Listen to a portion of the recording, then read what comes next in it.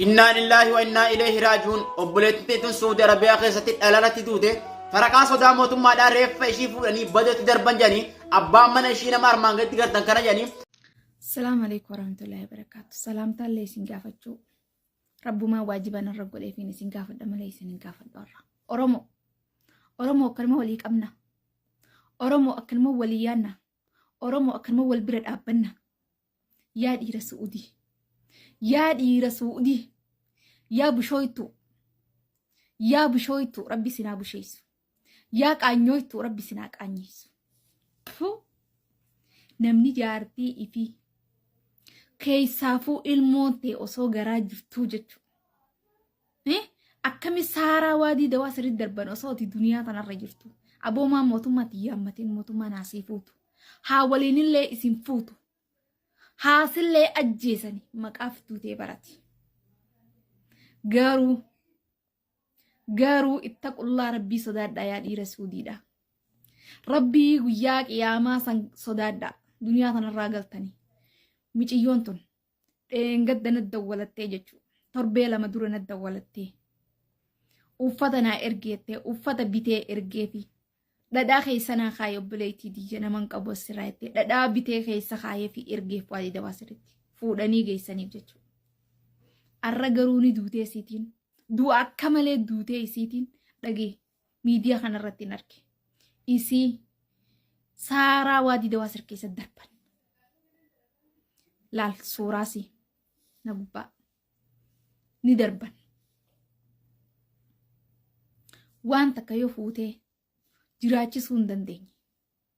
Fuutee yoo wajjiniin jireenya si fayyaa dhabdu bira dhaabbattee rakkattu bira hin dhaabbanne hin fuudhin obboleessa fayya.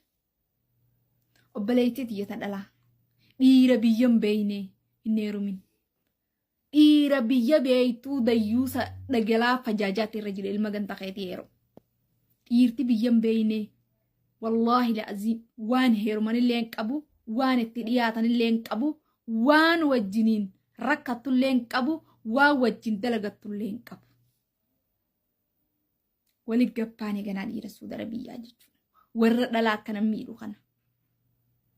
Walitti gabbaanee ganaa jechuudha. Wannummaan dhiira jananii siin heeruma habiibii kiyya jaanii heerumaniif hin jirtu. Wannummaan isin heerumaniif hin jirtu. Namni kan rabbi sodaatu. Kan rabbi sodaatu. Biyya suudara biyyaa tana keessa waadii dawaa sarsan keessaa numa dhabame. Kan miciyyoo tan akkana gootan.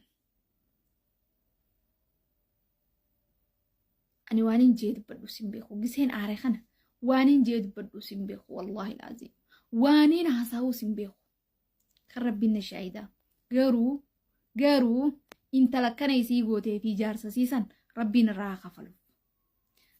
الراها خفلو نتوان جنون قمنا ربين اسير لي ورى جنة الفردوسين يسيها كنانيس والله العظيم أوانين جيد بدو نقفو Angkat tiga tangkara jani ya boleh yang kenya akan metil mina ma gocha su kan nesa kan urat tirawata saajar te ilmi nama warabesir dirana ma nya fitti refa nama futa ninga fa badotti nama darbitan motumman qabani tuma sina nati umasin godani maluma gotani refa nama wat darbitan nama ilmote garasi qabachura ya shamarran kenya sila ilmi dira ala fi qarata ucini nani firra lanun dandame sila cinin tillalte nama gari terumda garu hire dhaqaaliireen gartee dhaqaalkaniiti amma sin qooda rabbiiti bakka nama buuftuun beekani yaa shamarran keenya yeruma heerumtan nama haala amala isaa laala gaarummina isaa laala bifa namaa hin laalina gartee umraa namallee gartee umraan irra guddate maaloo jettanii nama baqatinaadha nama gaariitti heeruma lammaffaa irratti nama qeeteetii maleen heerumin namni qeeteetii sodaa maatii teetiifu waan akkanaa sirratti raawwatu wallahi jechuudha qabameessi wajjii dhaba malee jechuudha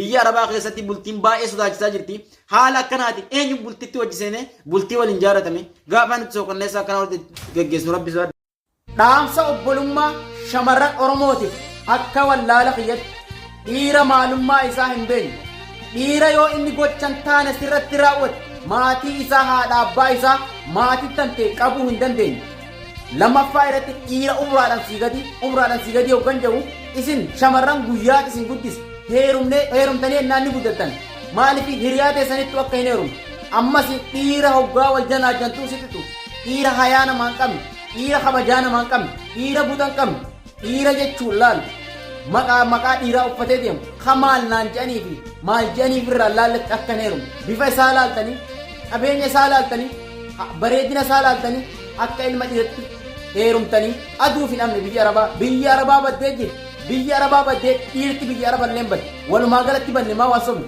hundi keenya obboleettii qabne jechuudha. Har'a gocha obboleettii ta'e kanatti raawwatame waan baay'ee garaa nama nyaatu jechuudha.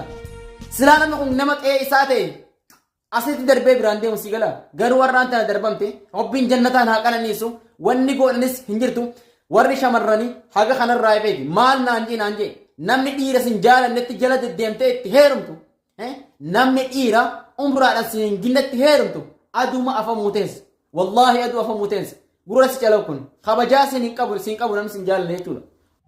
Kan qe'ee teessanii malee ittiin heeruminaadhaa ogeetu kan wal fuudhee hojii jiru hoo adda baha jechuufeeti. Hayyee obboleessa koo fiidiyoon irratti waraabuu keetiif galatoomii akkuma hirriibaa ka'een fiidiyoo tanteetan argeen dhufe ani kan qe'ee teessan malee hin heeruminaa jechuu kana qofa fudhattee deemuu qabdu sii galee ani sin jammar dhiinyi obboleettii keenyaatu nama rareetuman silaa osoo reeffa ishii tan achi darbuu baatanii sharaa tokkicha bitanii duunis biyyumaan nu nyaata adda dhoosanii maa keessa biyya irra garagalchuu dhaban jechumaafin waan akkasii malee waan biraatiif miti jechuudha. Nama qe'ee teessanii malee hin heerumnaa jechuun kiyya warri wal fuutanis adda ba'a jechuu kiyyaa miti sii galee san biraan ammallee warri illee sitti banii naan jetti ani warri illee wanni itti banillee hin jiru. Oromoon hundi takka qe'uma takka irraa dhufne tokkoffaa irratti warra ganaa hafeefi malee an warra kuteefi miti sirriidhee kun namni qe'ee teeti sodaa qabeenya maatii isaatiifu sodaa lubbuu maatii isaatiifu waan akkanaan raawwate tanafitti amantummaati jarras ta'e burus ta'e jechuudha sii galee ammallee namni ammoo murteessan jaalala akkuma jette nama wal keessa jira nama filadhaa suuta jedhan jee malee warri fagorraa wal fuutan adda ba'a jechuun kiyyaa miti hin jedhani. Ati garuu dhiinyi obboleettee nyaatu si maranuu qaba jechuudha. Yeroo amma jiru dubbiin an dubbadhe keessatti nama 25,000 keessa si tokkicha arge nama fiidiyoo irratti waraabe. Malee ani warri qe'ee takka hin ta'in waliin fuudhinas hin jenne warri qe'ee takka fuutanis adda ba'a hin jenne warri qe'ee takka hin ta'in gargaas ba'a hin jenne tanaaf quba qabaadhu. Garuu qe'ee takka jechuun kiyya nuti hundi Oromoodha qe'ee takka irraa dhufne biyyiti guyyaa tokkicha caalaan deema walitti dhufuudhaaf nama jalqaba irratti yeruma heerumtan maatii isaa sanii wal baraa sirritti nama san maalummaa isaatu qoradhaa baraa jechuun warra hafeef dhaamsa dhaame malee qe'ee teessan maletti hin heeruminaa jechuun kiyya akkasii miti hin jarjarini yeroo san keessatti anis dhiiguma obboleettii teenya reeffa ishii tanaan nama reeti kan hin dubbadhe ulfaratti duute awwaalcha gaarii osoo hin argatin akka nama kaan illee tallaacaa kaamtee reeffi ishii seeran kabajan tallaacaa osoo hin taa'in fuudhanii badutti waraabessaaf darbuu kanaan nama rareen jee malee waan biratti hin fudhatin sii galee dhiifamummaa hirriibaa ka'ee